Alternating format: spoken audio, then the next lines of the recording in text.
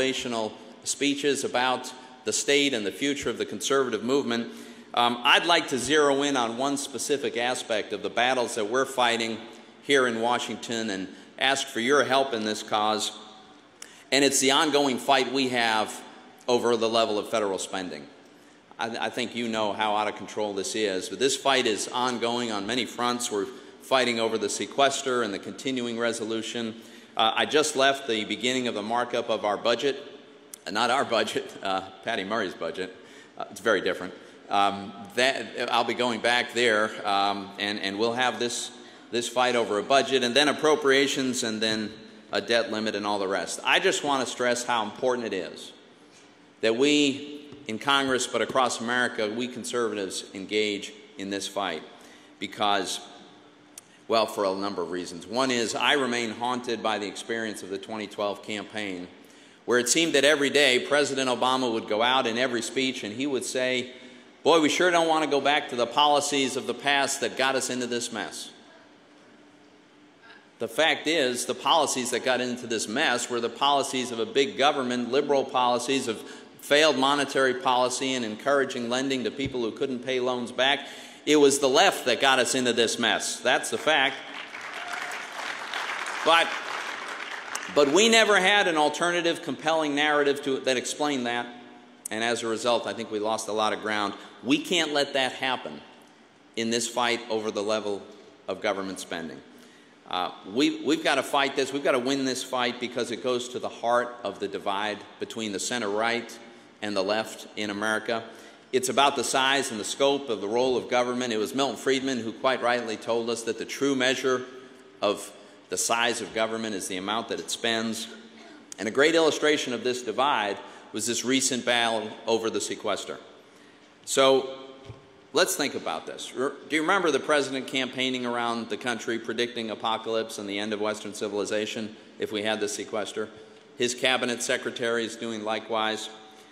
You know, we'd have an immediate recession, mass unemployment, end of air travel in America. It just went on and on. Let's put this in context. This is a federal government that has grown by 100% in the last 12 years. It's doubled in size. It's grown by 16% just under this president.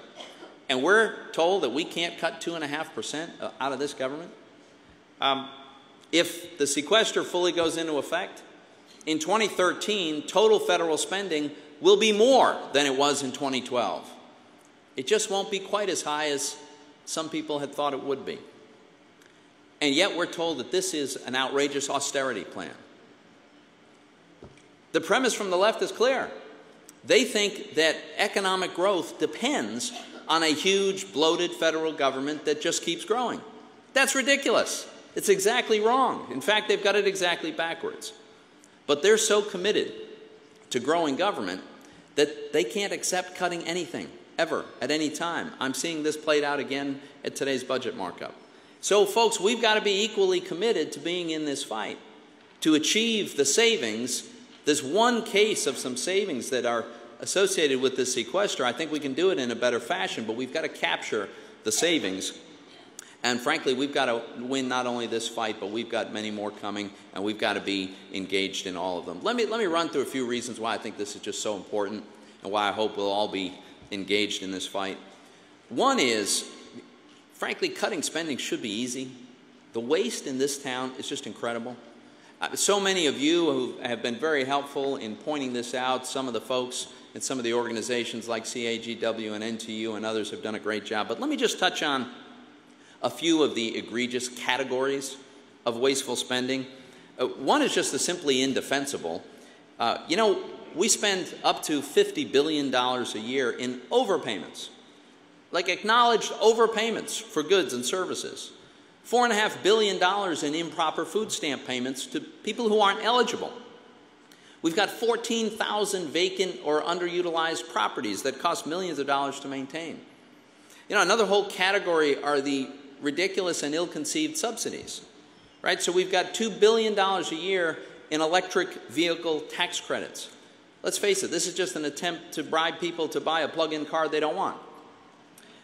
We spend billions subsidizing inefficient sources of energy, hundreds of millions on rural airfare. This is crony capitalism. This is corporate welfare. This is government picking winners and losers, and it's got to end.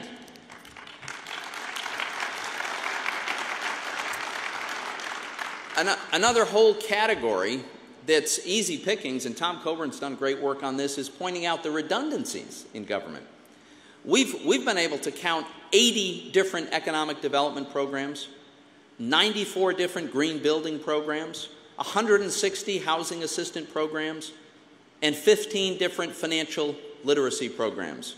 Now, ladies and gentlemen, I would suggest to you that there is no evidence that the federal government is qualified to teach a single financial literacy program, much less 15. Between the overpayments, the corporate subsidies, the redundancies, the waste is enormous. There's huge opportunities. But that's not all. There's also the negative unintended consequences of all this spending. You know, there's the economic distortions, taxpayers' subsidies to big business. First of all, it's wildly unfair. And then you look at the specific programs, ethanol, for instance, the sugar program.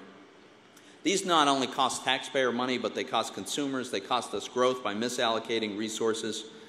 We have transfer payments that discourage people from building their personal capital and skills. We have so much spending that undermines civil society. You know, civil society, of course, is one of the things America has been most famous for centuries. This wonderful tendency of Americans to come together and find a way to help their fellow Americans who need help. It starts with families. It extends to faith-based institutions like our churches and synagogues. But it's also been our community groups where people spontaneously come together to help out someone in their neighborhood, their community, who needs a helping hand.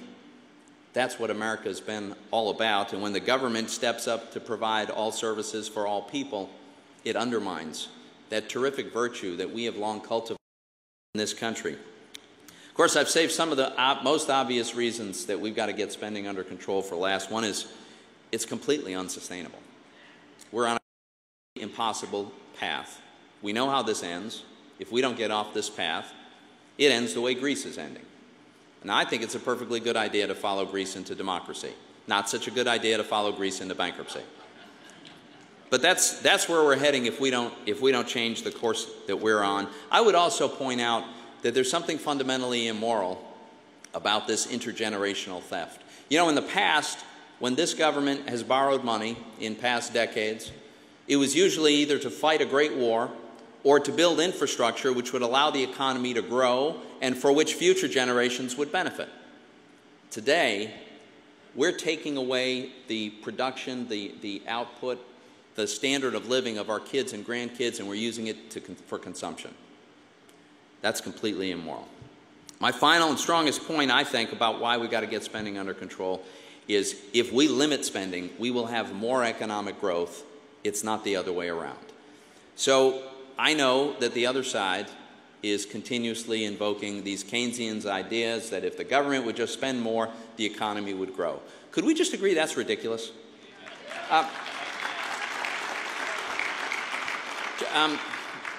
John Maynard Keynes died a long time ago. I wish the man could just rest in peace. Let's just be done with this. We have gone on a spending binge. As I mentioned, we've doubled the size of government in recent years. We've had our stimulus bills, we've had our bailouts, we've nationalized companies and, in fact, whole industries. And what has it gotten us? It's gotten us the weakest recovery since the Great Depression. Unemployment that is chronically too high, at least, around 8%, much higher if you consider the people who've left the workforce altogether. Weak economic growth that's actually decelerating, so we've got a bad situation getting worse. And this is what happens when government gets too big. This is what happens when the government spends too much. The government spends money foolishly. I mean, does anyone really think that politicians and bureaucrats spend money more wisely than the people who actually earn the money in the first place? And it has a chilling effect on new investment and new job growth because everybody knows that the money has to come from somewhere. All the government spending eventually comes out of the private sector. It's either taken away in the form of taxes today, or it's borrowed and then it'll be taxed in the future. Or maybe worst of all, we have what's happening right now where the Fed is just printing the money, monetizing the debt, and that historically, it leads to a grave danger of serious inflation down the road. Now, I know on the other side, what they say is, well, guys like Toomey are advocates for austerity, and boy, that's not working so well in Europe. Well, here's the thing that they don't mention. The austerity in Europe is mostly raising taxes. They're doing very little of cutting spending. And they're doing even less of the structural repairs that their economies need, like the inflexible labor markets. Now, when countries have taken a common sense approach of getting spending under control, I'm thinking of Canada and New Zealand and Sweden in the 1990s, they had strong economic growth. And here in America, after World War II, we cut spending by 40%, and the economy boomed because millions of young men were coming home from overseas, and they were going to work, and they were becoming members of our private sector. This is a defining battle for us. And I'm not obsessed with this because with green eye shades and spreadsheets. It's about the strength of our economy and the opportunities that we're going to have going forward. And so let me just tell you why this is personal for me. This is personal for me because I grew up in a blue-collar, working-class family, had a wonderful childhood. My dad was a union member and a Democrat. And because of his sacrifices and hard work, I was able to go to college. I graduated from college in 1984. And in 1984, when my cohorts, my fellow classmates and other kids graduating from college and when we were graduating, it wasn't a question of whether or not we would get a job. It was a question of which job offer would we accept, because the economy was booming, creating terrific opportunities for a working-class, blue-collar kid like me to really have a wonderful life. Well, we didn't know it then, but we know now that in 1984, we were just 2 years into a huge 25-year economic expansion. The 25-year period from 1982 to 2007 which America created more wealth, more opportunity, more prosperity, lifted more people out of poverty, and elevated the standard of living more than any people has ever done in any 25-year period in the entire world. That's what happened. So, I look back, and I don't for a minute think that that was a coincidence or that it happened by accident. One of the main reasons that we had that wonderful golden age was because we had a president named Ronald Reagan who understood what America needed in 1982. Ronald Reagan understood that the greatest impediment to strong economic growth when he became president was a federal government that had taxes ridiculously high and regulations that were stifling growth. And he drilled into those things, lowered tax rates dramatically, deregulated the economy, and this miracle of a free enterprise system took off and created tremendous opportunities for kids like me and so many others. So now, folks, I think the question before us is, what about the kids who are graduating from college this May and this June? Kids graduating from high school? Will they look back 25 years from now and celebrate the fact that they entered the workforce at the beginning of a golden age of American economic growth and prosperity? The answer is they can. It's entirely possible. There is no good reason in the world why this economy isn't booming and creating millions and millions of jobs every year. But as Ronald Reagan did, we need to identify the impediments that we have today. And the biggest impediments we have today: huge bloated government that's spending way too much money, driving huge deficits and an unaffordable debt, and massive overregulation of this economy. Those are the challenges we face today. And it's going to be tough for us in the Senate and the House to push back on the excessive regulations.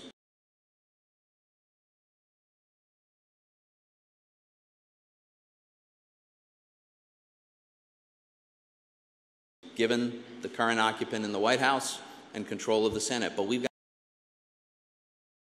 got to try. And on the spending side, I think we can not only try, but we can win. The American people are with us. And that you can't borrow and spend your way to prosperity.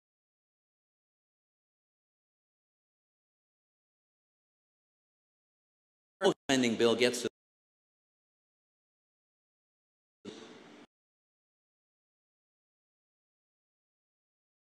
one of the central challenges of our time, to rein in a government that has exploded out of control. We're not suggesting that we're going to do exactly all the same things that Ronald Reagan did in the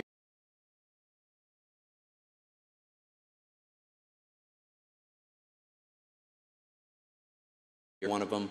I know we can win them, and if we, the 21st century will be another great American century. Thanks for having me. Thanks for all that you do.